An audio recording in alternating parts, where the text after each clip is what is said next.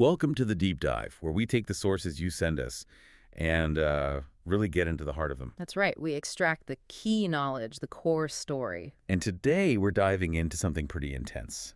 It's a personal account, excerpts from a document called Confessions of a Betrayed Man. It details a really profound personal betrayal and, well, everything that happened afterwards. the fallout. So our mission today is to map out the events, understand the narrator's perspective, his reactions, and the consequences for everyone caught up in this. We want to give you a clear, thorough picture. And it gets interesting right from the start. The opening is incredibly vivid. It really is. The narrator, Nathan Ellis, comes home early. He's planning this wedding anniversary surprise for his wife, Alina. But instead of a surprise, he hears noises coming from their bedroom. Cries, laughter, the sound of their bed creaking. Instantly shattering, right? That sense of home, of sanctuary. Completely. And his reaction is immediate. He grabs something, maybe for courage, maybe as a weapon, we don't know, and starts filming with his phone, almost like an instinct to document. Yeah, like proof, even before he knows exactly what he'll find. Then he forces the door. Uh-huh. And the force is significant. The door handle actually punches a hole in the plaster wall, a physical mark of the moment. And then he sees it. His wife, Alina, 12 years they've been married with his friend Ryan. In their marital bed. And the details he notes are just gut-wrenching on sheets his own mother had given them. On a mattress they'd specifically saved up for together. It's layers upon layers of intimacy being violated. Absolutely. It shows how betrayal isn't just emotional. It taints physical spaces, objects, shared memories. And their reaction. Alina and Ryan. Shock. Total shock. They stammer, try to explain, but clearly they weren't expecting this. But Nathan is silent at first, just looking at them. Yeah, that gaze must have been intense, like the shock is already hardening into something else. We also learn he's a successful architect, owns a consulting business, modern home. And he believed, just 6 months before this, that he had a happy marriage. It wasn't like things were falling apart already. Exactly. It seemed solid from his perspective, which makes the discovery even more of a seismic shock. Okay, so it wasn't obviously crumbling. Let's rewind. How did this seemingly solid partnership start? He met Alina while he was doing his master's degree. He describes her as, striking, intelligent, ambitious she was in corporate marketing. And the courtship sounds pretty idyllic almost. Yeah, coffee dates, walks in the park, long conversations about everything, politics, food, their dreams. It sounds like a real meeting of minds, not just attraction. They seem to build a genuine connection. Apparently so. Engaged after 18 months, her emotional reaction suggesting real joy. Then an elegant wedding, honeymoon in Greece. It paints a picture of deep commitment. And the first decade seemed to live up to that promise. That's the picture he paints. Building their careers side by side, traveling, renovating their home together, a shared project. Even the decision about kids waiting until their mid-30s felt mutual, part of a shared life plan. Right. And he mentions the usual disagreements that couples have, but says they resolve them through talking, compromise, and passionate reconciliations. It suggests a dynamic but functional relationship. So a strong foundation, seemingly, which makes Ryan's entry more significant. Where did he come into the picture? 8 years into the marriage, he joined Alina's marketing firm, became a colleague. Nathan describes him as charming, but also kind of arrogant. And Nathan wasn't immediately comfortable with him. He admits feeling a bit uneasy initially, but he made an effort, for Alina's sake. She really praised Ryan's work abilities, saw him as a key professional connection. And then Ryan and his wife, Jessica, became part of their social life. Yeah, dinners together, Nathan trying to be the good host, even noticing how affectionate Jessica seemed towards Ryan. It all seemed quite normal on the surface. But Nathan looks back now and sees subtle signs, even then. Exactly. Things like Ryan hugging Alina maybe a bit too long when saying goodbye, late-night messages about work, bumping into them coincidentally at restaurants. Small things you could easily explain away. And he did. He explicitly says his complete trust in Alina was his first mistake. Yep. He rationalized everything because he couldn't imagine she'd betray him. Okay, so those early signs were filtered out by trust. But then things started to change more noticeably. Definitely. Alina starts working late much more often. The excuses, very tight deadlines, team meetings, always something plausible but frequent. And Nathan's reaction. Did he question it? Well, he offered to bring her dinner at the office once, a supportive gesture, but she reacted with irritation, dismissed it. That's a classic distancing move. And Ryan's name kept popping up. Constantly. Always mentioned in her work stories, often as part of the team she was working late with. Her focus was clearly shifting. Then the phone secrecy starts. Big time. Suddenly there's a new password. She angles the screen away when he's nearby and starts taking calls in other rooms. What was her explanation for that? She claimed she didn't want to interrupt his reading, which he says he never complained about before.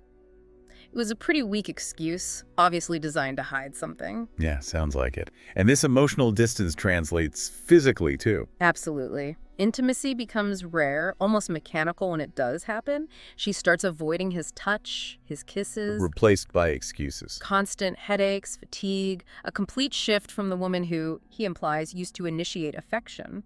The contrast is stark. And then comes the sudden interest in fitness. Right.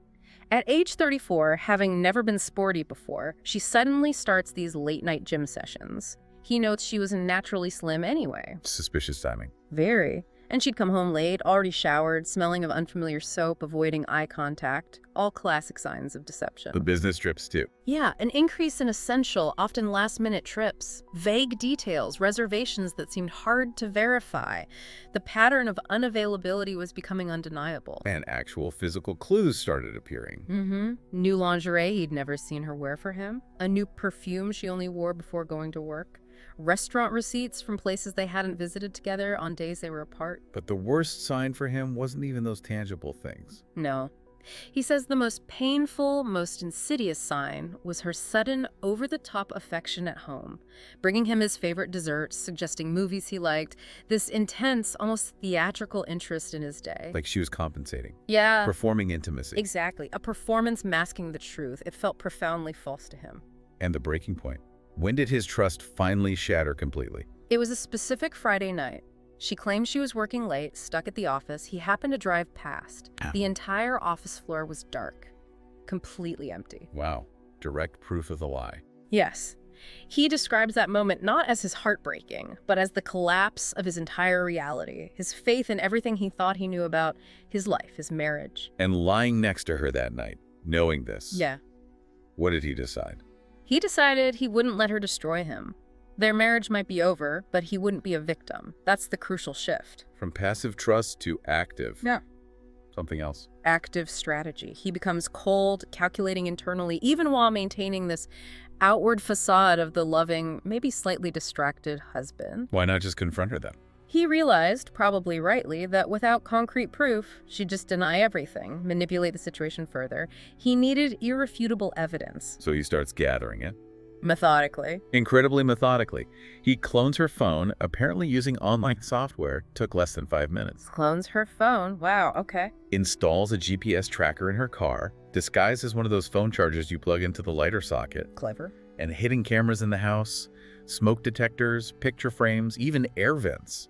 He's building a comprehensive surveillance net. And he hires a private investigator. Yes, specifically to follow Ryan. He wants the full picture. He's covering all bases.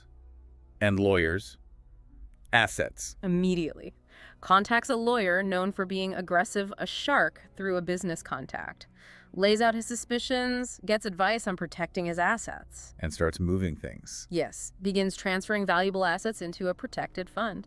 He's thinking ahead, not just about exposing the affair, but about the financial consequences. So what does this surveillance uncover? Everything he feared, and probably worse. The text messages between Alina and Ryan are explicit. They talk about their affair, their desire to be together. And crucially, Alina's plan. She explicitly tells Ryan she intends to divorce Nathan right after their anniversary. wow, she had a timeline. Definitely. The GPS data confirms the lies about the gym, frequent, long stops at a specific hotel. So the gym sessions were a hotel rendezvous. Seems so. And the cameras capture intimate phone calls between them, declarations of love, explicit details about their physical relationship. But there's one piece of evidence that hits him hardest. Yes. The bedroom camera captures a phone call between Alina and Ryan. This is about 3 weeks into his surveillance. What happens in this call? She's mocking Nathan's plans for their anniversary surprise. She talks about how eager she is for their relationship to be public, about moving to Denver with Ryan. And about Nathan. She assumes he won't fight the divorce, says he always gives her what she wants. She dismisses their 12 years together as a mistake, claims Ryan is the only one who truly understands her. That's brutal.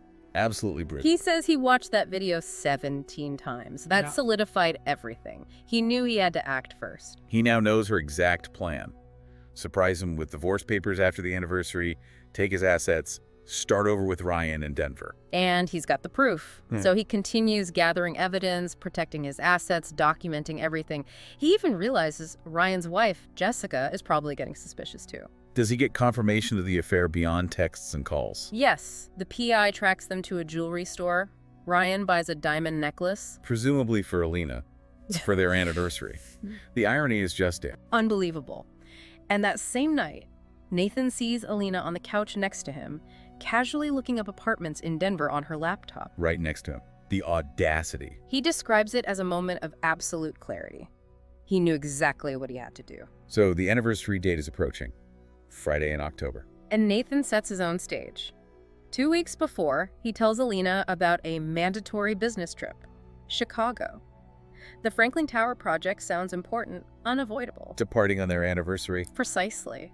He notes her reaction feigned disappointment, but underneath, poorly hidden relief.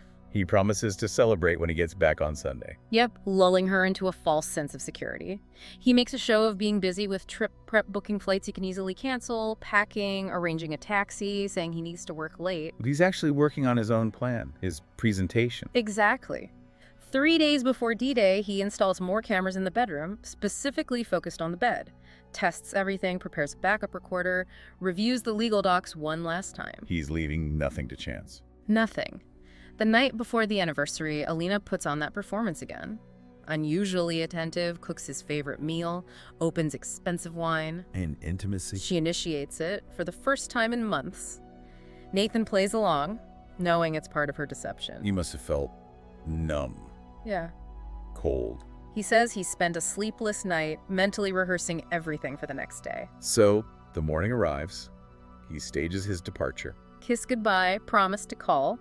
He notes she's already focused on her phone as he leaves. Classic. He takes the taxi. But not to the airport. To a car rental place, gets a nondescript sedan, parks near a cafe, sets up his laptop, watches the live feeds from the house cameras. And waits how long? Not long. 40 minutes after he left, Alina calls Ryan, confirms Nathan's gone for the weekend, totally unaware. And then she prepares the stage for Ryan. Transforms the house, changes the sheets, probably putting on the ones his mother gave them for maximum impact later, lights candles, chills champagne in the bottle from their 5th anniversary. Oh, the cruelty in those details. It's deliberate. She showers, perfume, the new lingerie.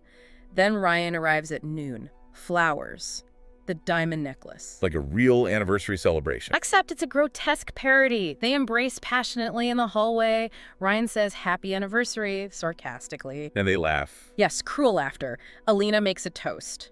To a future finally free of him. Wow. Nathan's watching all this. Every moment, they drink his champagne, eat food from their favorite restaurant, openly discussing their plans. Reiterating the Denver move, the divorce strategy. Exactly. Ryan's got the job offer. Alina plans to ask for the divorce when Nathan gets back, claiming she's fallen out of love. They'll wait a bit before going public. And her expectations for the settlement. Confident she'll get half the house, the car, good alimony. Assumes Nathan keeps the business. They've worked it all out. They move through the house. Living room, kitchen, couch. Intimacy escalating. Conversation getting more explicit. Until the final insult. Ryan takes her to their bedroom. Nathan's bedroom. That's the trigger for Nathan. He closes the laptop. Drives home. Parks down the street. Enters silently through the basement with his key. Checks his phone to confirm they're still in the bedroom. Yes. Then he walks up the stairs. Slowly. He can hear them. Her moans. Ryan's whispers. Sounds that were once intimate. Now just evidence. He reaches the door. Pauses. Counts to 3. Then kicks it open. Violently, the handle smashes through the wall. Chaos erupts. Alina screams, tries to cover herself. Ryan jumps off the bed, naked, completely disoriented, shouting, trying to placate Nathan. But Nathan just walks in and closes the door. Trapping them. And then Ryan makes his second huge mistake. He attacks Nathan. Yeah. Badly underestimates him. Nathan mentions 15 years of boxing and Brazilian jiu-jitsu. So it doesn't go well for Ryan. Not at all. Nathan dodges easily, uses Ryan's momentum to slam him against the wall, delivers one precise punch to the liver. Oof, that drops him. Instantly. Ryan's on his knees, can't breathe. Alina's screaming for Nathan to stop. And Nathan finally speaks. His first words are chilling. No, but she will wish I had. and then he attacks Ryan. But it's controlled. Very controlled. It's not rage, it's methodical. Cracked rib, swollen eyes, split lip. Calculated to inflict pain, humiliation, but avoid permanent career-ending injury. Ryan tries feebly to fight back, but it's useless. Until Ryan gives up. He stops resisting, just curls up. Nathan then pulls out plastic zip ties. Zip ties, he brought those. He came prepared, ties Ryan's wrists to the bed frame, leaves him there, naked, beaten, helpless. And Alina? Huddled in a corner, wrapped in the sheet, crying, mascara running down her face. She threatens to call the police. How does Nathan respond? Calmly invites her to do so. Points out how bad this looks for them, naked, together on their anniversary, with Ryan beaten and tied up. He then starts filming again. Yes. Gets Ryan's bruised face, his naked body, the messy bed, the anniversary card, the champagne, the clothes scattered around, documenting the scene. Alina asks what he's doing. He just says, "I'm doing what I have to." Then he pulls out the divorce papers he'd already prepared. Throws him on the bed. Right on the bed, and explains. All the assets were transferred 6 weeks ago to a private company. Her adultery, he states, is strong grounds in their state, especially with video proof, making her claim to half essentially void. She must be stunned. Still trying to argue? Disbelief. Claims she's entitled to half. So Nathan connects his phone to the bedroom TV. And plays the recordings. Plays it all back. The hotel rendezvous discussions, the explicit phone calls that toast to a future finally free of him. He mentions the text, the Denver plans, the things they said about him. Ryan's reaction. Sobbing, still tied to the bed. He manages a pathetic apology. Which Nathan dismisses. Coldly. You just didn't want to get caught. That's very different. He keeps filming, lays out the next steps. What are they? Divorce filed Monday, evidence submitted to the court, copies sent to their bosses detailing the affair on company time and property. And to Jessica, Ryan's wife. Yes. And he asks Ryan, dripping with sarcasm, if Jessica will be as understanding as Nathan was. Alina tries to lash out, calls him sick, says he's not himself, and Nathan agrees. Says the man she married died the day he heard her plans. This is someone else. And then the doorbell rings. Right on cue. Agent Brennan. The contact Nathan had arranged earlier, responding to the home intruder call. Nathan tells Alina to get dressed. Ryan stays as he is. Alina's shocked he actually called the police. Yeah, she didn't expect that. Nathan explains his story for the police, came home early for anniversary surprise, found strange man, Ryan, in house. Man assaulted him, points to the bruise Ryan gave him. It's all on security camera, points to the hidden one. And he gives Alina a choice. Confess the affair now and face the music, or back up his story and save her reputation. She looks at him with hate, he says. But the implication is clear. She'll choose self-preservation. Nathan goes downstairs to meet Agent Brennan, showing off his bruise. The plan executed. Okay, so the immediate aftermath, Ryan gets arrested. Yep. Trespassing, assault, attempted sexual act without consent. Nathan knows the serious charges might not stick long term, but it creates an official record, huge reputational damage. Ryan's bruised mugshot even ends up in the local paper. And Alina backs Nathan's story. She does. Plays the traumatized wife convincingly, though Nathan notices the resentment in her eyes. Monday morning, divorce filed. And that afternoon, Nathan sends out the digital evidence packages. To their employers. Yes, highlighting misuse of company time, resources, the affair itself. Hey, Jessica. Including hotel receipts, the jewelry purchase info, devastating proof. And to Alina's parents. And friends. Her deeply religious parents, yes. And a select group of close friends. He controls the narrative, disseminates the proof strategically. The consequences are immediate. Absolutely devastating. Tuesday, Alina and Ryan are called into HR. Wednesday, both are fired. Ethical misconduct, unacceptable behavior. News spreads like wildfire in their industry. Ryan's life completely unravels. Totally. Jessica divorces him, cleans out the joint accounts, launches a social media blitz exposing everything. His reputation is destroyed, friends, family abandon him. And Alina? Equally dire. Her conservative parents disown her. Her father actually calls Nathan to apologize and says Nathan will always be family to them. The shame is immense. The social circle takes sides. Overwhelmingly sides with Nathan. He plays the part perfectly hurt but dignified, noble, not vengeful. Accepts support, shares just enough. His 12-year reputation helps enormously. No one supports Alina or Ryan. The divorce itself. Swift. Alina's lawyer sees the mountain of evidence and advises her to take Nathan's minimal offer. Personal belongings, a few mementos, a tiny settlement. She signs without looking at him. Ryan's decline continues. Spirals downwards, loses job, wife, friends, faces financial ruin. Just as his lawyer uncovers hidden gambling debts, he ends up facing eviction, driving for ride-sharing apps, crashing on couches, banned from his old neighborhood by Jessica's restraining order. And Alina's path. Also bleak. Stays with a former colleague briefly, then bounces between cheap motels, unstable sublets, job prospects totally gone, blacklisted in the marketing world. Did she try to contact Ryan? She does. Yeah. Old habits. But he ignores her desperate calls, their last conversation. She begs for help. He blames her for everything, says he needs to rebuild his life without her, and blocks her number. The traitor betrays the traitor. Yeah. Poetic justice, almost. In a grim way, yes. While this is happening, Nathan is actively rebuilding. Oh, so? Sells the house they shared, buys a modern loft downtown, lands 2 big architecture contracts that were stalled, reconnects with friends, gets back into boxing, starts dating someone new, Camille, a sculptor. He sees Alina again. Once, about 3 months after the anniversary, at a gas station. He describes her as thin, unkempt.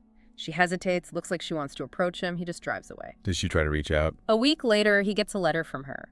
Unsent, found somehow, it begs for contact, admits her stupidity, claims she still loves him. And Nathan. Burns it. Unread. Final closure. So, fast forward 1 year from the anniversary. What's the picture? Nathan's life is transformed. His firm has doubled in size, specializing in sustainable redevelopment. His relationship with Camille is serious. He's even reconciled with his brother. And Ryan. Left the state. Drowning in debt, alimony, legal trouble. Living with his parents, working in his dad's hardware store, a shadow of his former self. Alina. Ended up back at her parents' home in Rochester. Under strict rules church, therapy with the priest, working in her dad's grocery store. Her mother says she's humbled, seeking redemption. Nathan feels nothing. Indifferent. He reflects on whether the revenge, the whole calculated plan, was worth it. He does.